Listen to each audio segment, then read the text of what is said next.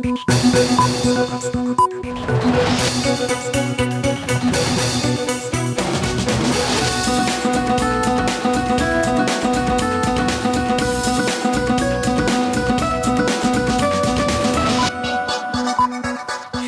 স্বাগত মাছরাঙা সংবাদে। আপনাদের সঙ্গে আছি আমি সুমাইয়া সাজ্জাদ। ঢাকা বিশ্ববিদ্যালয় কেন্দ্রীয় ছাত্র সংসদ ডাকসু ও হল সংসদ নির্বাচনের মনোনয়নপত্র সংগ্রহ চলছে। পাশাপাশি মনোনয়নপত্র জমা দেওয়া হচ্ছে। গতরাতে এ সময় একদিন বাড়ানো হয়। আজ বিকেল ৫টা পর্যন্ত মনোনয়নপত্র সংগ্রহ করা যাবে এবং কাল বিকেল ৫টার মধ্যে জমা দেওয়া যাবে। দীর্ঘ ৫ বছর পর ডাকসু নির্বাচন ঘিরে সরগরম হয়ে উঠেছে ক্যাম্পাস। আজ প্যানেল ঘোষণা করতে পারে ছাত্রদল সহ কয়েকটি সংগঠন। গতকাল পূর্ণাঙ্গ প্যানেল ঘোষণা করেছে কয়েকটি সংগঠন। ডাকসুর বিভিন্ন পদের জন্য গতকাল পর্যন্ত মোট ৫৬৫ জন প্রার্থী মনোনয়ন সংগ্রহ করেছেন। এছাড়া ১৮টি হল সংসদ নির্বাচনে প্রার্থী হতে ফর্ম সংগ্রহ করেছেন ১,২২৬ জন শিক্ষার্থী। সকল ছাত্রছাত্রী যারা আগ্রহী তারা যাতে এর ভিতরে সংযুক্ত হয়, সেজন্য কমিশন আমরা জরুরি মিটিং করে সিদ্ধান্ত নিয়েছি আমাদের মূল তফসিলের কোনো ডেটে ব্যত্যয় না ঘটিয়ে আমরা আমাদের জমা এবং বিতরণ একটা দিন বাড়াইলে আমাদের মেজর কোনো ব্যত্যয় হয় না, যেহেতু আমরা আগেও ডিক্লেয়ার দিয়ে রাখছি। দর্শক, ডাকসু নির্বাচন নিয়ে বিস্তারিত জানাতে ঢাকা বিশ্ববিদ্যালয় ক্যাম্পাস থেকে সরাসরি যোগ দিচ্ছেন আমাদের বিশেষ প্রতিনিধি ওবায়দুল কবির। ওবায়দুল, মনোনয়ন সংগ্রহ জমা আজ কেমন হচ্ছে আর ক্যাম্পাসের সার্বিক পরিস্থিতি কেমন দেখছেন?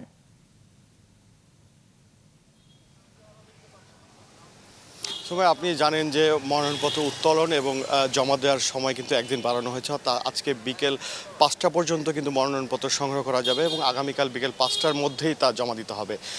তবে যেহেতু আজকে শেষ দিন, তবে সেক্ষেত্রে আমরা দেখতে পেয়েছি যে সকাল থেকে কিন্তু মনোনয়নপত্র সংগ্রহের হার অনেকটাই কম। আমরা ৭-৮ জনকে কিন্তু দেখতে পেয়েছি সেখান থেকে মনোনয়নপত্র সংগ্রহ করেছেন, তবে তারা বেশিরভাগই কিন্তু স্বতন্ত্র প্রার্থী, তারা কোনো দলের নয়। আর এর বাইরে জানিয়ে রাখি যে দুটি ছাত্র সংগঠন কিন্তু এখন পর্যন্ত প্যানেল ঘোষণা করতে পারেননি, তবে কিছুক্ষণের মধ্যে বাম গণতান্ত্রিক ছাত্র জোটের পক্ষ থেকে পূর্ণাঙ্গ প্যানেল ঘোষণা করা হবে এবং অপর যে ছাত্র সংগঠন রয়েছে অর্থাৎ ছাত্রদল, তারাও কিন্তু জানিয়েছেন যে আজকে সন্ধ্যার মধ্যে তারা প্যানেল ঘোষণা করবেন।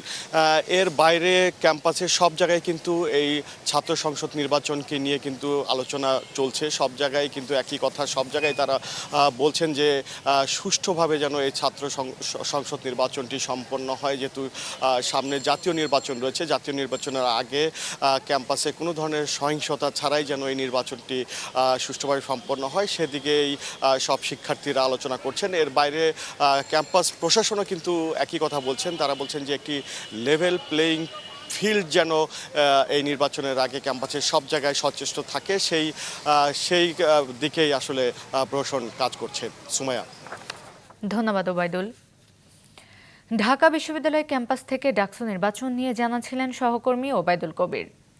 বহুল আলোচিত ২১শে আগস্ট গ্রেনেড হামলা মামলায় যাবজ্জীবন কারাদণ্ডপ্রাপ্ত বিএনপির ভারপ্রাপ্ত চেয়ারম্যান তারেক রহমান ও মৃত্যুদণ্ডপ্রাপ্ত সাবেক স্বরাষ্ট্র প্রতিমন্ত্রী লুৎফুজ্জামান বাবর সহ সব আসামির খালাসের রায়ের বিরুদ্ধে রাষ্ট্রপক্ষের দায়ের করা আপিলের শুনানি চলছে। সকাল 10টার দিকে প্রধান বিচারপতি ডক্টর সৈয়দ রেফাত আহমেদের নেতৃত্বে ৬ বিচারপতির আপিল বেঞ্চে শুনানি শুরু হয়। রাষ্ট্রপক্ষে শুনানি করছেন deputy attorney general Abdullah Al Mahmud Masud. Tarek বাবরের পক্ষে শুনানি করবেন advocate SM Shahjahan. Advocate Mohammad Shishir Monir এর আগে গত ৩১ জুলাই এই হামলা মামলায় তারেক রহমান ও লুৎফুজ্জামান বাবর সহ সব আসামির খালাসের রায়ের বিরুদ্ধে রাষ্ট্রপক্ষের দায়ের করা আপিলের দ্বিতীয় দিনের শুনানি শেষ হয়। দেশের মৎস্য খাত জাতীয় পরিসরে আরও বেশি আমিষের চাহিদা পূরণে অবদান রাখবে বলে আশাবাদ জানিয়েছেন মৎস্য ও প্রাণী সম্পদ উপদেষ্টা ফরিদা আক্তার। সকালে রাজধানীর মানিক মিয়া এভিনিউয়ে জাতীয় মৎস্য সপ্তাহ উপলক্ষে আয়োজিত র্যালির আগে তিনি একথা বলেন। ৩৬টি জেলা থেকে প্রায় ১৫০০ জেলে এই র্যালিতে অংশ নিয়েছেন। দেশি মৎস্য সম্পদ সংরক্ষণ এবং মৎস্য চাষকে আরও উৎসাহিত করার আহ্বান জানান উপদেষ্টা। দেশের মৎস্য সম্পদের সম্প্রসারণ, সংরক্ষণ, উন্নয়ন এবং টেকসই ব্যবহারে জনসচেতনতা সৃষ্টির উদ্দেশ্যে অভয়াশ্রম গড়ে তুলি, দেশি মাছে দেশ ভরি, এই প্রতিপাদ্যে গতকাল থেকে দেশব্যাপী এবছরের মৎস্য সপ্তাহ উদযাপিত হচ্ছে। 36টা জেলা থেকে প্রায় 1,500 আমাদের জেলে ভাই বোনেরা এসছেন। আমরা অভয়াশ্রম গড়ে তুলে সারা দেশে যে জলাশয়গুলো আছে সেখানে দেশীয় মাছ রক্ষা করার জন্য আমরা কাজ করে যাব এবং দেশের মানুষের জন্য যে আমিষের যোগান সেটাতে আমরা অবদান রাখবো।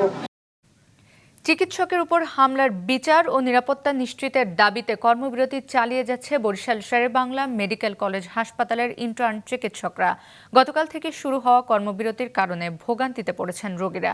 যদিও অন্যান্য চিকিৎসকরা দায়িত্ব পালন করছেন, তবে এর আগে একই দাবিতে চিকিৎসক, নার্স, কর্মকর্তা কর্মচারীরা আগামীকাল বেলা 12টা পর্যন্ত 48 ঘন্টার আলটিমেটাম দিয়েছেন।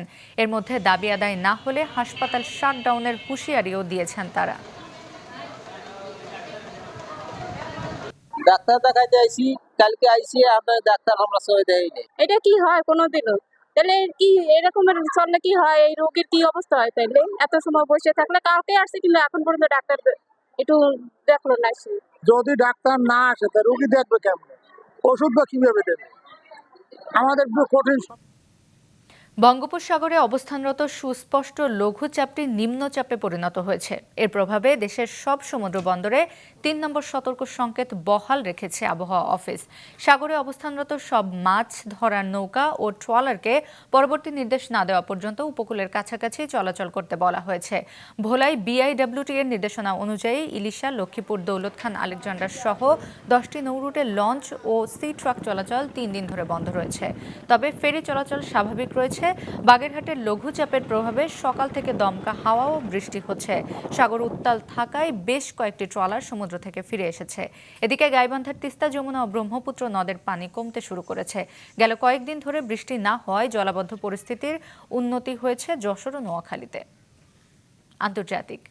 রাশিয়া ও ইউক্রেনের মধ্যে চলমান সংঘাত সমাধানে শান্তি চুক্তির জন্য দুই পক্ষকেই কিছু ভূখণ্ড ছাড় দিতে হবে বলে জানিয়েছেন যুক্তরাষ্ট্রের পররাষ্ট্রমন্ত্রী মার্কো রুবিও। ফক্স নিউজকে দেওয়া সাক্ষাৎকারে রুবিও বলেন, ইউক্রেনের নিরাপত্তা নিশ্চয়তা গড়ে তুলতে কাজ করছে যুক্তরাষ্ট্র। এছাড়াও রুশ প্রেসিডেন্ট ভ্লাদিমির পুতিন ও ইউক্রেনের প্রেসিডেন্ট ভলোদিমির জেলেনস্কির মধ্যে বৈঠকের প্রস্তুতি চলছে বলে জানিয়েছে যুক্তরাষ্ট্রের প্রেসিডেন্ট ডোনাল্ড ট্রাম্প। সোমবার হোয়াইট হাউসে ট্রাম্প ও ইউরোপের নেতাদের সঙ্গে বৈঠক শেষে ইউক্রেনের প্রেসিডেন্ট বলেন, কিয়েভের নিরাপত্তার নিশ্চয়তার বিষয়ে 10 দিনের মধ্যে অগ্রগতি হবে। ট্রাম্প, জেলেনস্কি এবং অন্যান্য ইউরোপীয় নেতা ও ন্যাটো অংশীদারদের বৈঠকটি খুবই সফল হয়েছে বলেছেন ন্যাটো মহাসচিব mark root. There'll be a lot of help. When it comes to security, there's going to be a lot of help. It's going to be good. They are first line of defense because they're there. They're Europe. But we're going to help them out also. We'll be involved. আমাদের অংশীদারেরা নিরাপত্তা নিশ্চয়তার বিষয়টি প্রকাশ করবেন এবং ধীরে ধীরে বিস্তারিত জানানো হবে।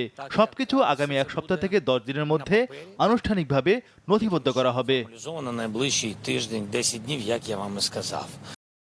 গাজায় যুদ্ধবিরতি ও জিম্মি মুক্তির বিষয়ে ইসরায়েলের সঙ্গে চুক্তি করার আঞ্চলিক মধ্যস্থতাকারীদের সবশেষ প্রস্তাবে সম্মতি দিয়েছেন প্যালেস্টাইনের মুক্তিকামী গোষ্ঠী হামাস। হামাসের এক সূত্র বিবিসিকে বিষয়টি নিশ্চিত করেছে। মিশর ও কাতারের পক্ষ থেকে দেওয়া প্রস্তাবটি গত জুনে যুক্তরাষ্ট্রের বিশেষ দূত স্টিভ উইটকফ যে 2 পর্যায়ের কর্মপরিকল্পনা দিয়েছিলেন তার ভিত্তিতেই তৈরি হয়েছে বলেও জানা গেছে। এদিকে গাজা উপত্যকায় ইসরায়েলি হামলায় সোমবার আরও প্রায় 30 জন নিহত হয়েছেন। নিহতদের মধ্যে 14 জন ত্রাণের সন্ধানে গিয়ে প্রাণ হারায়। গাজায় ইসরায়েলি হামলা ও অনাহারে নিহতদের মধ্যে মোট সংখ্যা 62,000 ছাড়িয়েছে বলে সোমবার জানায় গাজা স্বাস্থ্য মন্ত্রণালয়। খেলার খবর। অসুস্থতার জন্য ফাইনালের মাঝপথেই খেলা প্রত্যাহার করে নেন ইয়ানিক সিনার। এতে সিনসিনাটি ওপেনের শিরোপা নিজের করে নিলেন স্প্যানিশ তারকা কার্লোস আলকারাজ। ফ্রেঞ্চ ওপেন ও উইম্বলডনের পর আরও একবার সিনার আলকারাজ দ্বৈরথের অপেক্ষায় ছিলেন টেনিস বিশ্ব। তবে যুক্তরাষ্ট্রের ওহাইওতে 23 মিনিটের লড়াই থামল অপ্রত্যাশিত কারণে। প্রথম সেটে 5-0 গেমে এগিয়েছিলেন আলকারাজ। এরপরই অসুস্থতার জন্য কোর্ট ছাড়ার সিদ্ধান্ত নিলেন সিনার। দর্শক ও ম্যাচ অফিসিয়ালদের কাছেও ক্ষমা চাইলেন ইতালিয়ান তারকা। এতে ক্যারিয়ারের প্রথমবারের মতো সিনসিনাটি ওপেনের শিরোপা জয় করলেন স্পেনের আলকারাজ। 24শে আগস্ট থেকে যুক্তরাষ্ট্রে শুরু হচ্ছে বছরের শেষ গ্র্যান্ড স্লাম ইউএস ওপেন। এই ছিল এখনকার মতো। ফেসবুকে আপডেট পেতে ভিজিট করুন মাছরাঙা টেলিভিশনের পেজে, ইউটিউব চ্যানেলেও দেখতে পারেন আমাদের সংবাদ, প্রতিবেদন এবং অনুষ্ঠান। আমাদের পরবর্তী সংবাদ দুপুর 2টায় দেখার আমন্ত্রণ রইল।